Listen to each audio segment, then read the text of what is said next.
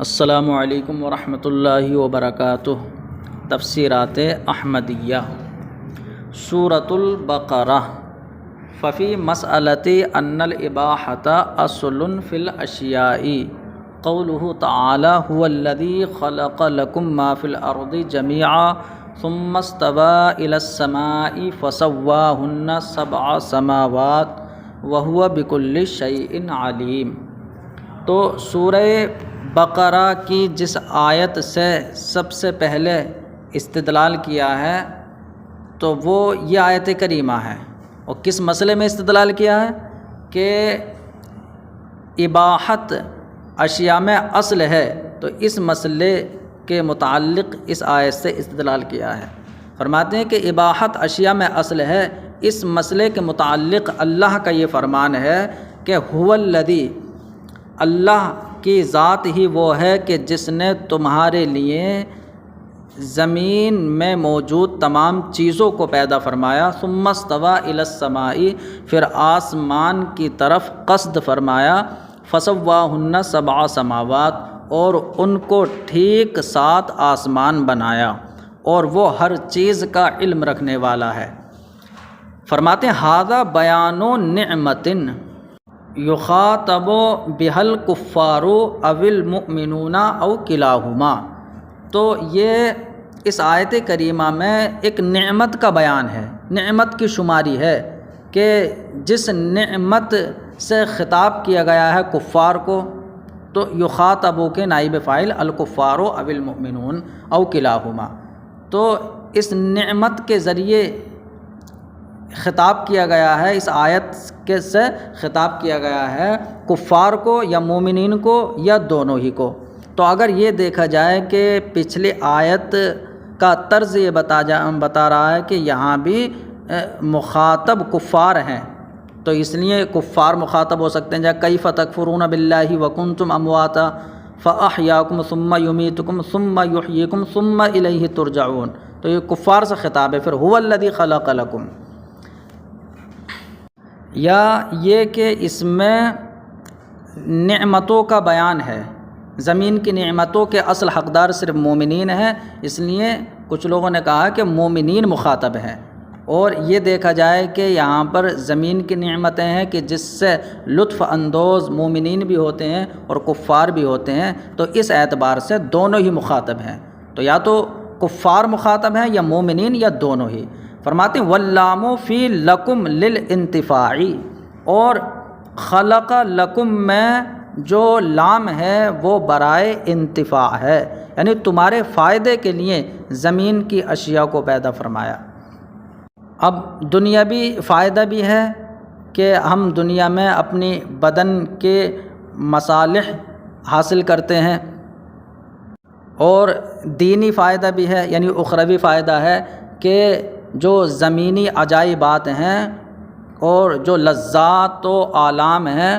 ان پر ہم اخروی لذتوں اور تکلیفوں کو قیاس کر لیتے ہیں، تو یہ ہمارا دینی فائدہ ہو جاتا ہے۔ فرماتے ہیں کہ والمعنی، معنی یہ ہے کہ خلق جمیع ما فی الارض لانتفاعکم فی دنیاکم باستنفاعکم بہا مصالح ابدانکم، کہ اللہ رب العزت نے ان تمام چیزوں کو پیدا فرمایا جو زمین میں ہیں تمہارے فائدے کے لیے، دنیا میں تمہارے دنیاوی فائدے کے لیے۔ اب کیسا دنیاوی فائدہ؟ کہ باستنفاعکم بہا، کہ تم ان کے ذریعے اپنے بدن کی صلاح سے فائدہ حاصل کرتے ہو، یعنی بدن کو صحیح رکھتے ہو ان چیزوں سے۔ وفی دینکم، اور تمہارا دینی فائدہ بھی ہے، تو اپنے دین میں تم فائدہ حاصل کرتے ہو۔ کیسے؟ بالاستدلالی، استدلال کر کے کہ اللہ رب العزت کے یہ بنائے ہوئے پہاڑ اور یہ سمندر، یہ برگ و ثمر، یہ بحر و بر، اور یہ خشک و تر، جو بھی اللہ رب العزت کے عجائبات ہیں، تو یہ تمام اس بات کی خبر دے رہے ہیں کہ تمام کا خالق وہی واحد ہے، اللہ کی ذات ہے۔ فرماتے ہیں اپنے دین میں بھی تم جو ہے فائدہ حاصل کرتے ہو بالاستدلالی، استدلال کر کے، والاستدلالی والاعتباری والتعرف لما یلائمها من لذات الآخرۃ وآلامها، اور وہی دنیاوی لذتوں اور تکلیفوں پر ہم اخروی لذتوں اور تکلیفوں کو قیاس کرتے ہیں۔ وہی فرماتے ہیں اور تم استدلال کرتے ہو اور تم قیاس کرتے ہو اور ان کو پہچان لیتے ہو۔ ماں کا بیان ہے یعنی من لذات الآخرۃ وآلامها، دنیا اخروی لذتوں اور تکلیفوں کو پہچان لیتے ہو اور تم قیاس کر لیتے ہو۔ یلائمها، ہا ضمیر ہے دنیاوی لذت، تو جو اخروی لذت ہیں یلائمها دنیاوی لذتوں اور تکلیفوں کے مناسب ہیں۔ کذا قالو، اسی طرح علماء نے فرمایا ہے۔ ہاں، تو اب آیت کریمہ سے یہ پتہ چلا کہ اللہ رب العزت نے انسانوں کے لیے زمینی اشیاء کو فائدے کے لیے بنایا، تو اب فائدہ ان سے تبھی حاصل کیا جا سکتا ہے جب کہ انہیں استعمال کیا جائے، اور جب انہیں استعمال کیا جائے گا تو وہ لا محالہ وہ مباح ہوں گی۔ تو اب اس سے یہ سمجھ میں آ گیا آیت سے کہ تمام چیزیں انسانوں کے لیے مباح ہیں۔ تو فرماتے ہیں تو اس سے یہ اصول اور قاعدہ بن گیا کہ اشیاء میں اصل اباحت ہے۔ فرماتے ہیں فَيُمْكِنُ أَن يُسْتَدَلَّ بِهَا عَلَىٰ أَنَّ الْأَصْلَ فِي الْأَشْيَاءِ الْإِبَاحَةُ، تو اب ممکن ہے کہ آیت سے اس بات پر استدلال کیا جائے کہ اشیاء میں اصل اباحت ہے، کما ہوا مذہب طائفتن، جیسے کہ ایک جماعت کا یہی مذہب ہے، برخلاف جمہور کے کہ فَإِنَّ عِنْدَهُمْ الاصل هو الحرمت، اس لیے کہ جمہور کے نزدیک اصل حرمت ہے۔ تو بعض علماء کے نزدیک اشیاء میں اصل اباحت ہے اور جمہور کے نزدیک وہ اصل حرمت ہے۔ اب فرماتے ہیں کہ اس کا ثمرہ کہاں ظاہر ہوگا کہ ان کے نزدیک، بعض کے نزدیک اصل اباحت ہے اور جمہور کے نزدیک حرمت ہے، تو فرماتے ہیں اس کا ثمرہ نبی علیہ السلام کی ایک حدیث میں اس کا ثمرہ ظاہر ہوگا۔ وہ کیا ہے کہ حدیث پاک میں لا تبیعوا الطعام الا سواء بسواء، کہ غلے کی بیع نہ کرو مگر برابر سرابر، یعنی کہ جو فضل ہے، جو زیادتی ہے، وہ سود ہے، ربا ہے۔ فرماتے ہیں کہ اب یہاں پر ہمارے نزدیک ربا میں اصل اباحت ہے، کیونکہ علت ربا ہم احناف کے نزدیک قدر مع الجنس ہے، اور امام شافعی کے نزدیک علت ربا وہ مطعومات میں طعم اور اسمان میں ثمن ہے، اس لیے یہاں پر ربا میں ان کے نزدیک اصل جو ہے وہ حرمت ہوگی ہر حالت میں۔ ہاں، تو اب ثمرہ کیسے ظاہر ہوا؟ ثمرہ یہ ظاہر ہوا کہ امام شافعی کے نزدیک جب اصل حرمت ہے تو اگر ایک مٹھی کے بدلے 2 مٹھی اگر کوئی غلہ لے، مثلا گیہوں لے، تو ان کے نزدیک اصل حرمت ہے تو یہ حرام ہوگا، لیکن ہمارے نزدیک جو آلہ ہے، جو پیمانہ ہے، تو جو سب سے چھوٹا پیمانہ ہے اس میں بھی جو ہے یہ 1 مٹھی یا 2 مٹھی اس میں نہیں آتے ہیں، تو اس کا مطلب یہ ہے کہ برابری کا اعتبار وہاں سے کیا جائے گا کہ جہاں سے پیمانہ شروع ہوتا ہے، اس سے پہلے برابری کا اعتبار نہیں کیا جائے گا۔ اس لیے ہمارے نزدیک 1 مٹھی کے بدلے میں 2 مٹھی جو ہے وہ پیمانے کے تحت آیا نہیں، اس لیے اس میں ربا وہ حرام بھی نہیں ہوگا۔ تو اب ہمارے نزدیک اصل حرمت ہے، اس اصل حلت ہے، اباحت ہے، اس لیے یہ جائز ہوگا، تو اختلاف کا ثمرہ یہ ظاہر ہو گیا۔ فرماتے ہیں کہ وَلَا يَظْهُرُ ثَمْرَتُهُ إِلَّا فِي قَوْلِهِ علیہ السلام، اور اس اختلاف کا ثمرہ ظاہر نہیں ہوگا مگر نبی علیہ السلام کے فرمان میں کہ لا تبیعوا الطعام الا سواء بسواء، کہ غلے کی بیع برابر سرابر ہی کرو۔ فإن عندنا الاصل هو اباحۃ الربا، تو بے شک ہمارے نزدیک اصل ربا میں اباحت ہے، تو اصل اباحت ہے، تو اس کا مطلب اگر علت ربا نہیں پائے جائے تو ہمارے نزدیک وہ یعنی برابری اگر ہو تو وہ برابری ہو یا فضل ہو، دونوں جائز ہوں گے۔ فرماتے ہیں حتیٰ یعفو عند عدم القدر والجنس، یہاں تک کہ زیادتی قدر مع الجنس کے نہ ہونے کے وقت معاف ہوگی، یعنی علت کے نہ ہونے کے وقت زیادتی معاف ہوگی۔ وَإِنَّمَا تَثْبُتُ الْحُرْمَةُ إِذَا وُجِدَ جَمِيعُ الشَّرَائِطِ، اور حرمت اس وقت ثابت ہوگی جب تمام شرطیں پائی جائیں، یعنی قدر بھی پائی جائے اور جنس بھی پائی جائے اور وہ پیمانے کے تحت بھی ہو۔ فرماتے ہیں وَعِنْدَ الشَّافِعِی، اور امام شافعی کے نزدیک اصل حرمت ہے فی کل حال، جو ہر حالت میں متحقق ہوگی یہ حرمت۔ تو اب حرمت سے چھٹکارا صرف یہی ہے کہ برابری ہو۔ والمساوات مخلص منہا، اور برابری ہی حرمت سے چھٹکارا ہے۔ کما ذکر فی الہدایہ فی باب الربا، جیسا کہ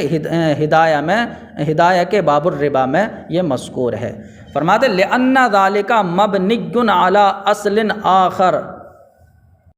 فرماتے ہیں کہ ربا میں ہمارے نزدیک اصل اباحت، امام شافعی کے نزدیک اصل حرمت ہے، تو یہ مسئلہ بھی دوسری اصل پر مبنی ہے۔ وہ دوسری اصل کیا ہے؟ وہی کہ ہمارے نزدیک علت ربا قدر مع الجنس ہے، تو جو پیمانے کے تحت داخل ہوگا تو وہی، یعنی جو قدر کے تحت داخل ہوگا وہی ہمارے نزدیک اسی میں ربا مانا جائے گا۔ اور امام شافعی کے نزدیک جب مطعومات میں طعم ہے تو طعم تو ہر طعام میں پایا جائے گا، اس لیے ان کے نزدیک اصل حرمت ہے۔ فرماتے لأن ذالک، اس لیے کہ یہ ربا میں جو اختلاف ہے یہ بھی دوسری اصل پر مبنی ہے، مختلف فیہ، کہ جس میں علماء کا اختلاف ہے، معروف، یہ اصل کی صفت ہے بھی کہ دوسری اصل پر مبنی ہے جو دوسری اصل مختلف فی ہے اور مشہور ہے۔ وبالجملۃ ففی الآیۃ دلیل علی کون الاباحۃ اصلا فی الاشیاء۔ اب خلاصہ کلام یہ نکلا کہ آیت میں اس بات پر دلیل ہے کہ اباحت اشیاء میں اصل ہے، تو یہ واضح ہو گیا۔ فرماتے ہیں صرح بہ صاحب الکشاف حیث قال، اور اس کی صراحت صاحب کشاف نے بھی کی ہے، کیونکہ انہوں نے فرمایا ہے کہ قد استدل بقولہ تعالی خلق لکم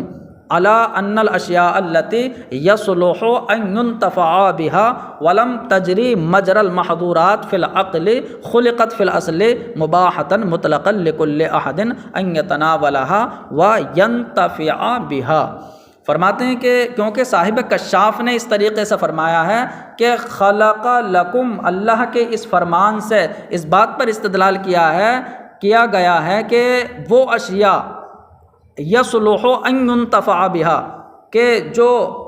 اس بات کے صالح ہیں، اس بات کے لائق ہیں کہ ان سے نفع حاصل کیا جائے، تو یصلح کا فاعل ان ينتفع بها ہے، یعنی وہ چیزیں کہ جن سے فائدہ اٹھانا جن سے فائدہ اٹھانا جائز ہے،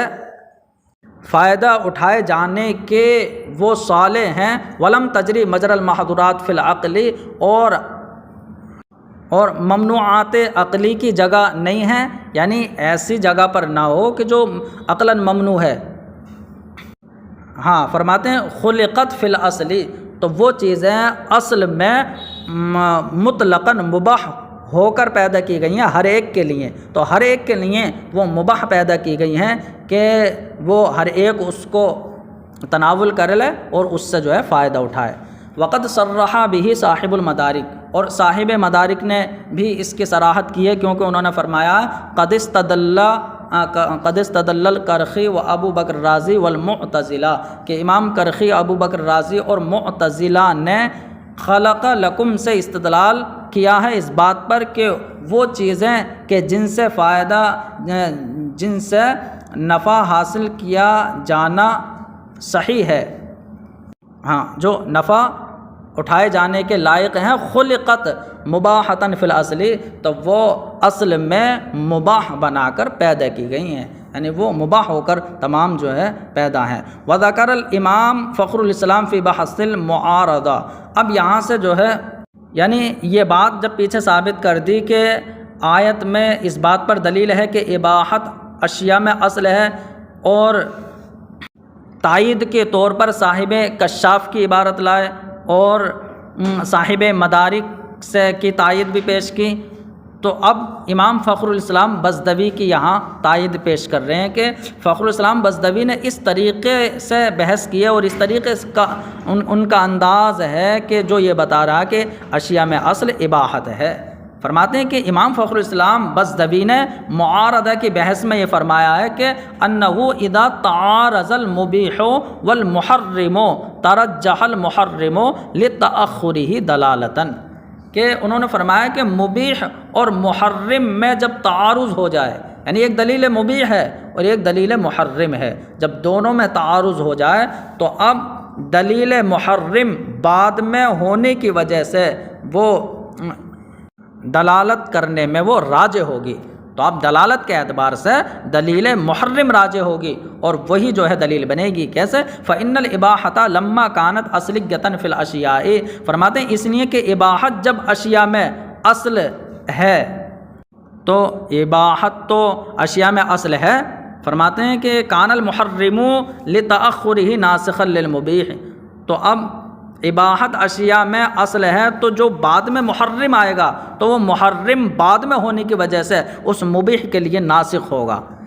فرماتے ہیں تو اب یہ پہلے اباحت اصل ہے، اس اباحت کو منسوخ کر دیا دلیل محرم نے، تو یہ ایک نسخ ہوا۔ لیکن اگر ہم اس کے بعد یہ مانیں کہ دلیل اباحت نے پھر آ کر محرم کو منسوخ کر دیا تو پھر تو دو نسخ ہو جائیں گے، کہ اباحت اصلیہ کو منسوخ کیا دلیل محرم نے، پھر اس دلیل محرم کو بھی منسوخ کر دیا بعد میں آنے والی اباحت نے، تو یہ تو دو نسخ ہو جائیں گے۔ فرماتے ہیں اما اذا عملنا بالمبیح، رہا جب کہ ہم دلیل مبیح پر عمل کریں، یعنی عمل کی بات چل رہی ہے، دلیل محرم پر عمل کرنا ہے دلیل مبیح پر، تو دلیل محرم پر اگر عمل کیا تو ایک نسخ ہوا، اور دلیل مبیح پر اگر عمل کر لیا تو اباحت تو اصل میں ہے ہی،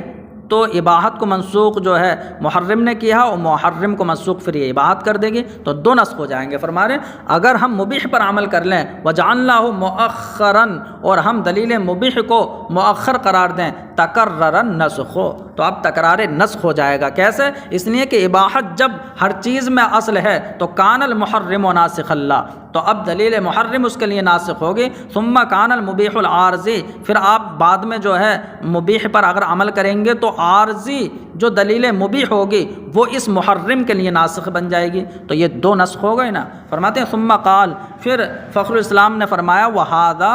بِنَاءٌ عَلَىٰ قَوْلِ مَنْ جَعَلَ الْإِبَاحَةَ اصلاً، تو یہ ان لوگوں کے قول پر مبنی ہے کہ جنہوں نے اباحت کو اصل مانا ہے، تو ان لوگوں کے قول پر ہے۔ ظاہر سی بات ہے جب اباحت اصل ہوگی تو اس کے بعد دلیل محرم پر عمل ہوگا تو ایک نسخ ہوگا۔ فرماتے ہیں وَلَسْنَا نَقُولُ بِهَذَا فِي أَصْلِ الْوَضْعِ، ہاں امام فخر الاسلام فرماتے ہیں بِهَذَا کا مطلب یعنی ہر چیز میں اصل اباحت ہے، تو اب ہم اس اباحت کا قول نہیں کر رہے ہیں اصل وضع کے اعتبار سے۔ اصل وضع کا مطلب کیا ہے؟ تو اصل وضع کہتے ہیں کہ حضرت عیسیٰ علیہ السلام کے بعد اور نبی علیہ السلام کی بعثت سے قبل جو زمانہ ہے وہ زمانہ فطرت کہلاتا ہے، تو اب اس زمانہ فطرت میں ہر چیز میں اباحت ہے، تو اب اس زمانے فطرت میں جو اباحت ہے اسے اباحت اصلیہ کہا جائے گا۔ پھر ہمارے نبی علیہ السلام مبعوث ہوئے، پھر حضور نے جن کو چاہا حرام فرما دیا، یعنی اور جن کو چاہا حضور نے وہ حلال رکھا۔ ہاں تو اب جو زمانے فطرت میں حلال اور مباح تھیں تو اب انہیں ایسے ہی چھوڑ دیا، حضور نے حلال باقی رکھا، تو ابھی زمانے فطرت میں جنہیں اباحت اصلیہ کہا جاتا ہے، اب نبی علیہ السلام کے ایسے ہی اپنی شریعت میں ان کو مباح چھوڑ دینے کو اب اسے اباحت وضعیہ کہا جائے گا، اباحت اصلیہ نہیں کہا جائے گا۔ فرماتے ہیں ہم جو اباحت اصلیہ کا جو قول کر رہے ہیں یہ اصل وضع کے اعتبار سے نہیں کر رہے ہیں کہ نبی نے ان کو جو ہے وہ ایسے ہی مباح باقی رکھا ہے، بلکہ ہم تو زمانہ فطرت کے اعتبار سے کر رہے ہیں۔ کیونکہ زمانہ فطرت میں تو وہ کسی نبی کا زمانہ نہیں ہے، تو لازم یہ آئے گا کہ انسان اس زمانے میں مکلف نہ رہے، تو ہم کہتے ہیں نہیں، ہم اسی میں اباحت اصلیہ مانتے ہیں تاکہ یعنی بندہ جو ہے وہ سدا نہ ہو جائے، کیونکہ اگر ہم جو ہے وہ اس میں اباحت اصلیہ نہیں مانیں گے تو یہ ہو جائے گا کہ بندہ اس زمانے فطرت میں مکلف ہی نہیں تھا۔ فرماتے ہیں کہ وَلَسْنَا نَقُولُ بِهَذَا، اور ہم یہ اباحت اصلیہ کا قول اصل وضع کے اعتبار سے نہیں کرتے، لأن البشر لم یترکوا سدی فی شیء من الزمان، کیونکہ انسان کسی بھی زمانے میں بیکار نہیں چھوڑا گیا ہے، بلکہ ہم اباحت اصلیہ جب قرار دیں گے تو بندہ مکلف ہو گیا۔ وَإِنَّمَا هَذَا بِنَاءً عَلَى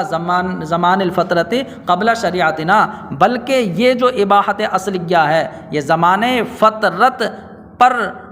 بنا کرتے ہوئے ہے جو زمانے فطرت ہماری شریعت سے پہلے ہے۔ یعنی اب یعنی سے جو ہے یہ فخر الاسلام بزدوی کی عبارت کی تشریح فرماتے ہیں، کہتے ہیں مطلب یہ ہے کہ یعنی ان جعل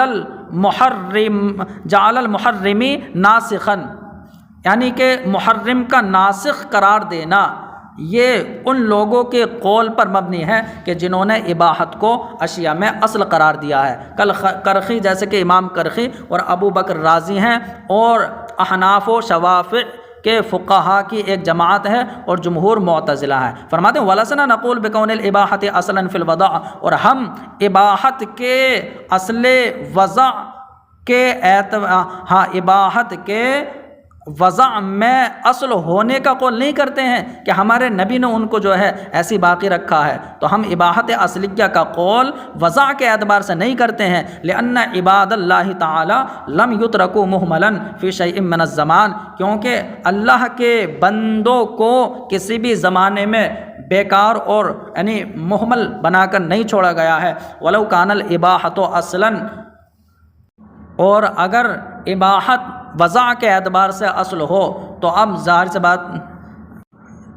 سے بات ہے کہ اب بندے زمانے فطرت میں محمل اور غیر مکلف رہیں گے، لکانوا محملین غیر مکلفین، تو بندے ضرور محمل اور غیر مکلف ہو جائیں گے۔ وانما جعلنا المبیح اصلا والمحرم ناسخا، ہاں بلکہ ہم نے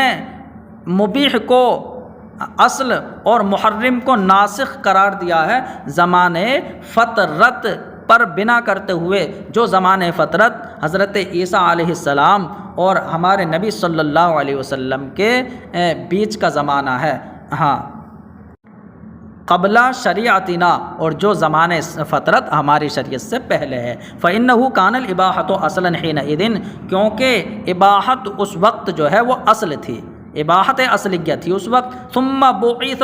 نبینا علیہ السلام، پھر ہمارے نبی علیہ السلام مبعوث کیے گئے، مبعوث ہوئے، یبین الاشیاء المحرمہ، پھر ہمارے نبی علیہ السلام وہ حرام چیزوں کو بیان فرما دیتے ہیں تو وہ حرام ہو جاتی ہیں، وبقی ما سواها حلالا مباحا، اور ان کے علاوہ جو چیزیں ہیں انہیں حلال اور مباح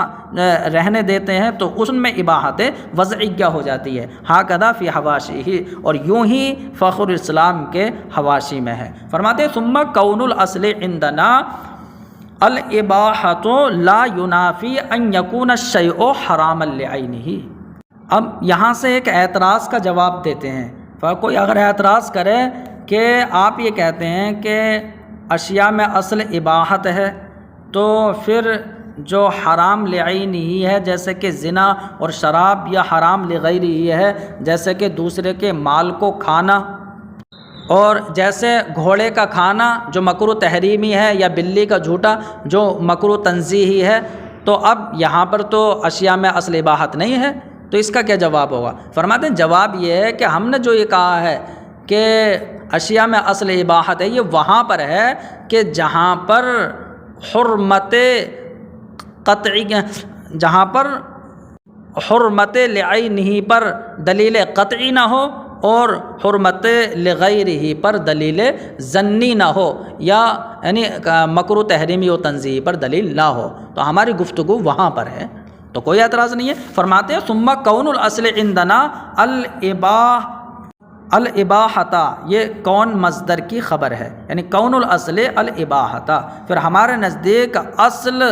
اباحت کا ہونا لا ینافی ان یکون الشیء حراما لعینہ، تو وہ کسی بھی چیز کے حرام لعین ہی ہونے کے منافی نہیں ہے، جیسے کہ زنا یا شراب ہے، یا حرام لغیرہ کے بھی منافی نہیں ہے جیسے کہ دوسرے کے مال کا کھانا، او مکروہن کراہت تنزیہ او تحریم، یا مکروہ تنزیہی کے منافی نہیں ہے مکروہ تنزیہی کی مثال ہے او سور الحرتی، بلی کا جھوٹا، اس میں الٹا ہو گیا، اور مکروہ تحریمی کے منافی نہیں ہے جیسے کہ گھوڑے کا کھانا، لأن کل ذالک، اس لیے کہ یہ تمام میں جو حرمت یا کراہت ہے یثبت بالادلۃ القاطعۃ، تو دلیل قطعی سے ثابت ہوگی، جیسے کہ جو حرمت قطعیہ، جو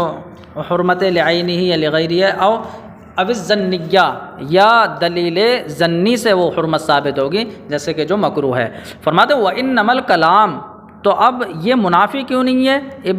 اشیاء میں اصل اباحت ہے، اس قاعدے کے منافی اس لیے نہیں ہے کہ انما الکلام فیما لم یوجد فیہ دلیل اصلا، اس لیے کہ ہمارا کلام اور گفتگو ان چیزوں میں ہے کہ جن میں بالکل دلیل نہ پائی جائے، نہ دلیل قطعی نہ دلیل ظنی، ہاں حرمت پر نہیں پائی جائے۔ فرماتے ہیں اب یہاں سے استدلال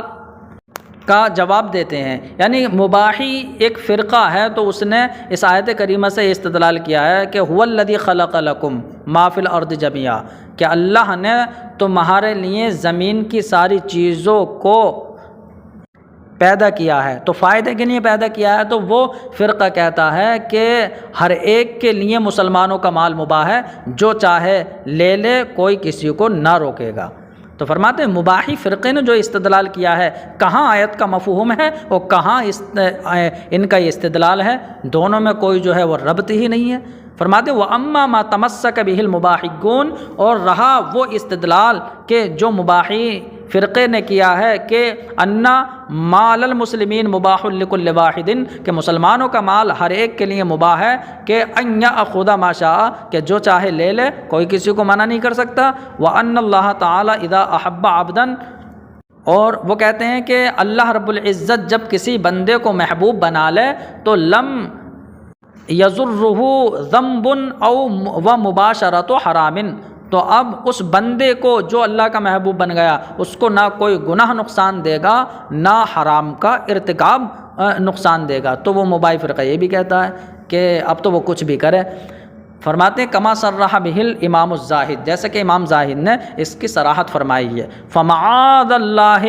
منہ، تو اللہ کی پناہ اس فرقے سے، وَأَيْنَ ذَلِكَ مِنْ ذَلِكَ، کہ کہاں یہ آیت کا مفہوم ہے من ذالک، اور کہاں ان کا استدلال ہے۔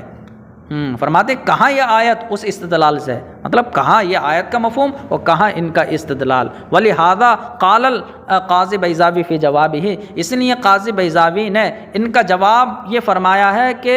آیت کا مطلب سمجھو، آیت کا مطلب یہ ہے کہ اللہ رب العزت نے تمہارے فائدے کے لیے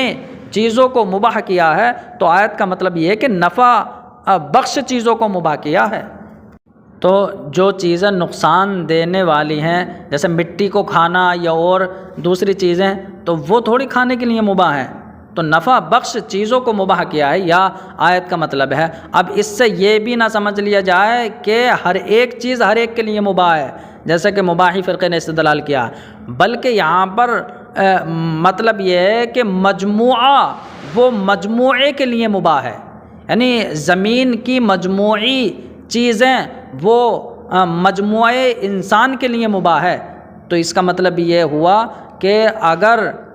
بعض چیزیں بعض کے ساتھ خاص ہیں کسی عارضی سبب کی وجہ سے، تو اب یہ آیت کا مفہوم اس کے خلاف نہیں ہوگا، اس سے منع وارد نہیں ہوگا۔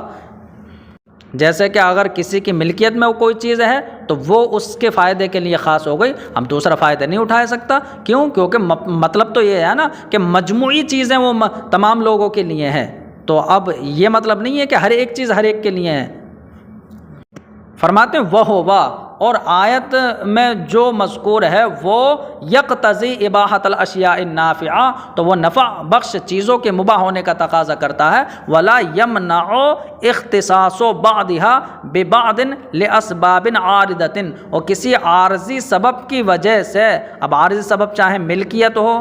یا تمام عورتوں سے، یعنی محرمات ابدیہ کے علاوہ عورتوں سے نکاح حلال ہے، لیکن اگر ایک کا نکاح کسی عورت سے ہو گیا، عارضی سبب یہ نکاح ہو گیا، تو اس کی وجہ سے وہ اپنے شوہر کے ساتھ خاص ہے، دوسرے کے لیے حلال نہیں ہے۔ تو اب یہ اس کے منافی نہیں ہوا کہ تمام چیزیں تمام کے لیے ہیں۔ فرماتے ہیں کسی عارضی سبب کے وجہ سے بعض کے ساتھ بعض چیزوں کا خاص ہونا یہ معنی نہیں ہوگا۔ فَإِنَّهُ يَدُلُّ عَلَىٰ أَنَّ الْكُلَّ لِلْكُلِّ، اس لیے کہ آیت کریمہ تو اس بات پر دلالت کرتی ہے کہ تمام چیزیں جو ہیں وہ تمام کے لیے ہیں، نہ یہ کہ ہر ایک چیز ہر ایک کے لیے ہے، یہ اس پر دلالت نہیں کرتی۔ وَسَيَأْتِي بَعْضُ هَٰذَا عَنْ قَرِيبٍ، اور اس کی بعض گفتگو عن قریب آئے گی۔